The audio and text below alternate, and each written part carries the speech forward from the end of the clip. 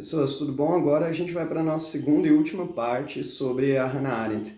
No primeiro vídeo eu me ocupei mais em apresentar para vocês elementos biográficos da Hannah Arendt e algumas análises de ordem conceitual, mas ainda muito introdutórias. A minha ideia na aula de hoje é fazer uma análise mais depurada da contribuição da Hannah Arendt do ponto de vista histórico-filosófico. Havia comentado na aula passada, no vídeo 1, que ela escreveu este livro, um clássico, Origens do Totalitarismo, um dos livros mais importantes a se refletir sobre a questão dos regimes totalitários, como, por exemplo, o regime nazista.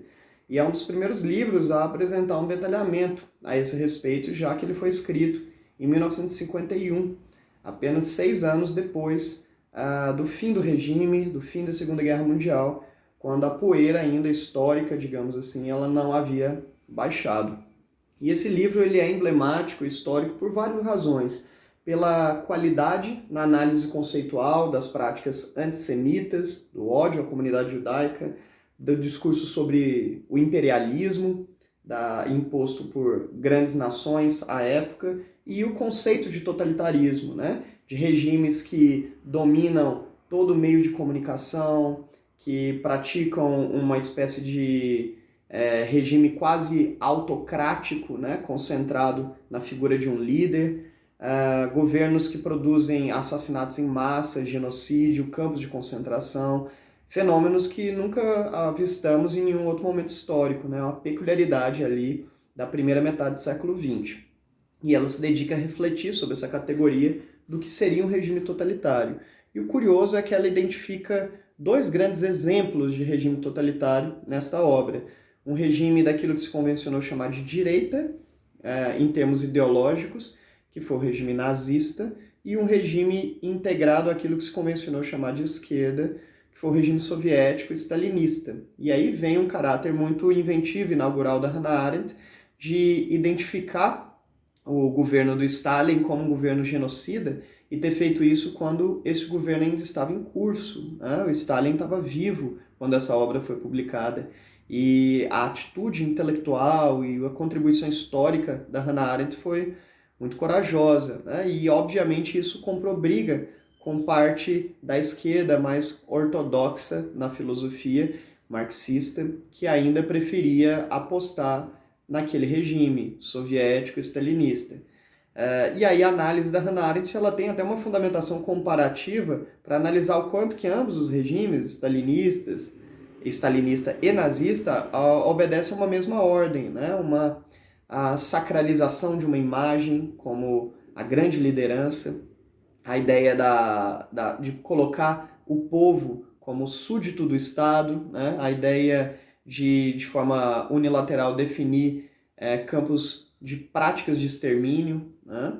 Seja por um argumento racial, como foi no nazismo, ou seja por um argumento classista, como foi na União Soviética.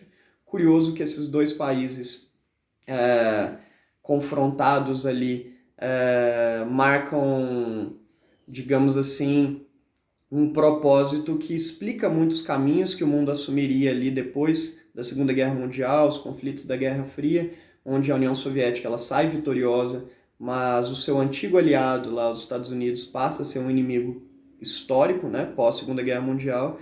E a Hannah Arendt viveu isso tudo, ela morreu nos anos 70, então ela pôde analisar todas as contradições históricas, as rupturas com democracias, e ela mesma se identificava assim, ideologicamente uma defensora das liberdades, uma defensora da democracia.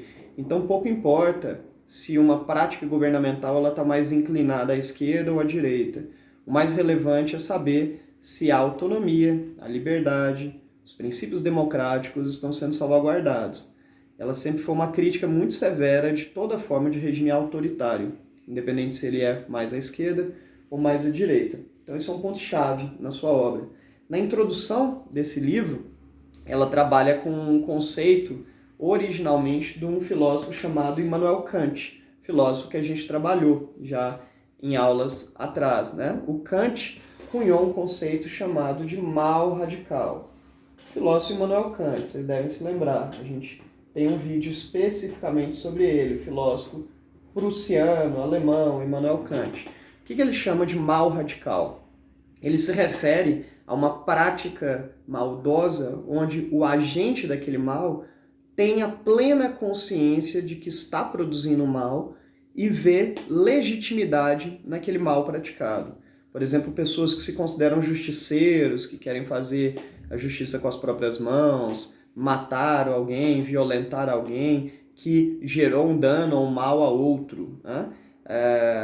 Por exemplo, a cena deplorável que a gente viu no supermercado Carrefour recentemente.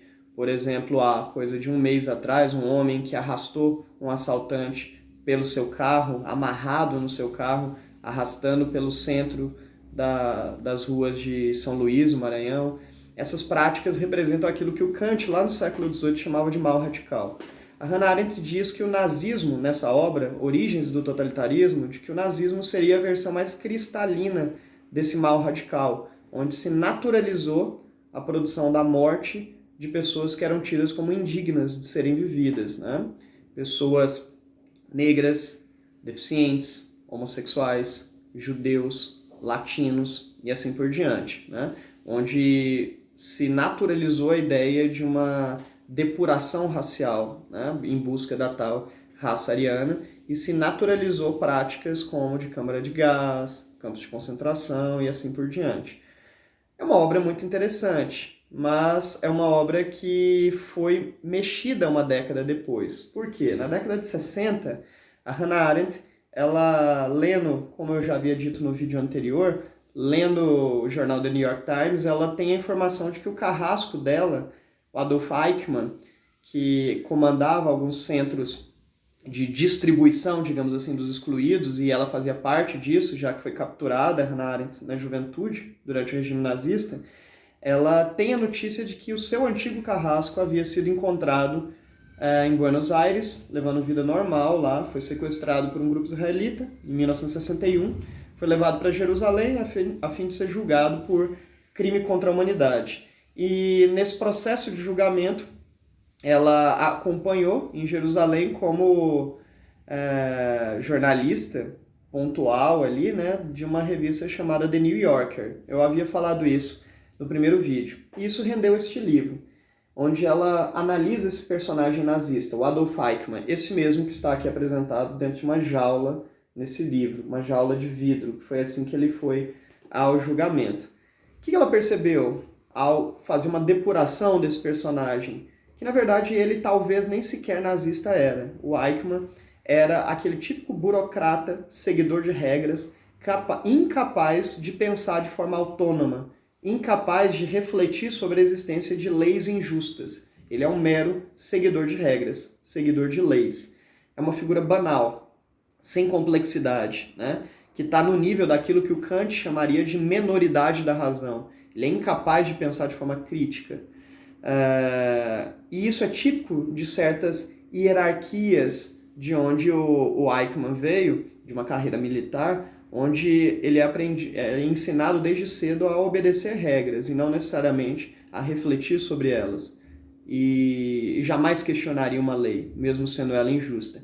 Isso dá um estalo na Hannah Arendt. Ela percebe que, na verdade, esse é o grande fenômeno do nazismo.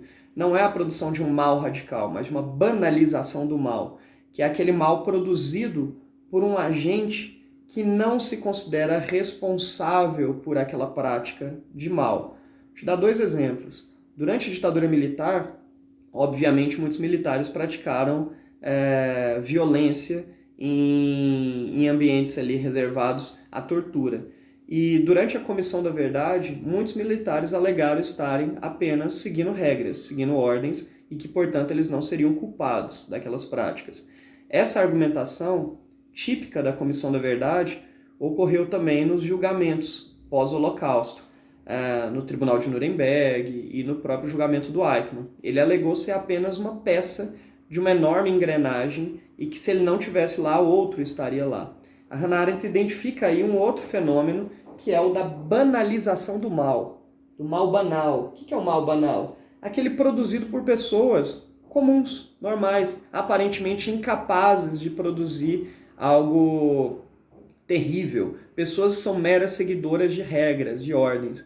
Então ela diz, olha, tínhamos no contexto da Segunda Guerra Mundial uma Alemanha muito estabilizada, economicamente, politicamente, e a população topava quase tudo para manter a Alemanha regulada, né? Até ações bastante trágicas. Isso é o grande perigo do nazismo, o mal banal, o mal sem autoria, né? Tem um trecho do filme da Hannah Arendt onde ela dialoga lá com seus alunos sobre isso e essa questão fica bem elucidativa. Eu sugiro novamente, fortemente, que vocês vejam o filme, né? Essa obra gerou uma polêmica enorme, porque ela foi mal compreendida. Muitos judeus, por exemplo, achavam que a Hannah Arendt estava querendo inocentar o Eichmann, humanizando o Eichmann, e não era isso. Ela simplesmente estava dizendo, historicamente, diagnosticando, ele não é essa figura monstruosa que pintam, né? Ele é uma figura estúpida, banal, seguidor de regras, né? É óbvio que ele tem que ser responsabilizado pelo que fez. Ele somente não é aquela figura que arquitetou a máquina nazista como imaginavam, né? E, para vocês terem ideia, houve até uma ameaça de grupos sionistas de proibir a veiculação do livro dela na região de Jerusalém, junto à comunidade judaica, né? Vários amigos judeus dela se afastaram por compreender que ela foi condescendente demais com Eichmann. Ocorre que a análise dela foi uma análise distanciada. Ela não analisou esse personagem como alguém que foi capturada durante o nazismo, como uma judia. Ela analisou como uma pesquisadora, como uma filósofa. E é isso que é o ponto muito interessante dela. O compromisso que ela tem com o conhecimento e um rigor técnico, analítico, histórico, filosófico que ela sempre teve, independente das inclinações pessoais e subjetivas dela. Em torno dessa categoria da banalização do mal, há um outro conceito fundamental que a gente pode analisar nela, naquilo que ela chamou de animal faber e animal laborans. Nós somos um animal faber, nós somos um animal laborans. Faber vem daquilo que é fabril, capacidade de criar coisas, capacidade de construir coisas, né? E o animal laborans vem do labor, do trabalho, né? Em uma sociedade normatizada, disciplinada, ao extremo, formadora de sujeitos como Eichmann, a gente vai ter cada vez mais animais laborans, e isso vai se sobrepor a um animal faber, entende? A gente perde a capacidade de transformação, de criação do mundo. A gente se torna robozinhos, meros fabricadores de coisas, entende? Ela diagnostica isso como um dos grandes perigos da sociedade contemporânea. A formação de indivíduos profundamente adestrados que perdem a capacidade criativa, que perdem a capacidade de inovação, a capacidade de autonomia, que se tornam robozinhos, que se tornam como qualquer animal que simplesmente age na natureza, que não tem mais a capacidade de transformação da natureza. E o Eichmann era exatamente um cara dessa natureza, dessa característica. E por isso a Hannah Arendt resolve voltar a esse livro e escrever uma nova introdução, um novo prefácio, apresentando essa categoria da banalidade do mal e abandonando essa hipótese kantiana do mal radical, né? Ela identifica como um dos grandes problemas da sociedade contemporânea a banalização do mal, o mal sem sujeito, a produção de um mal sem autoria, né? Que ele é apenas fruto de uma enorme engrenagem e fruto de uma alienação generalizada, como foi a sociedade alemã ali entre os anos 30 e 40. Uma outra polêmica no Eichmann em Jerusalém está presente no fato da Hannah Arendt ter dito que a resistência judaica dentro da Alemanha, durante o regime nazista, de alguma forma foi uma espécie de colaboração com o próprio regime. Como parte das lideranças judaicas optaram por permanecer na Alemanha resistindo ao regime, isso facilitou a velocidade do extermínio da própria comunidade judaica.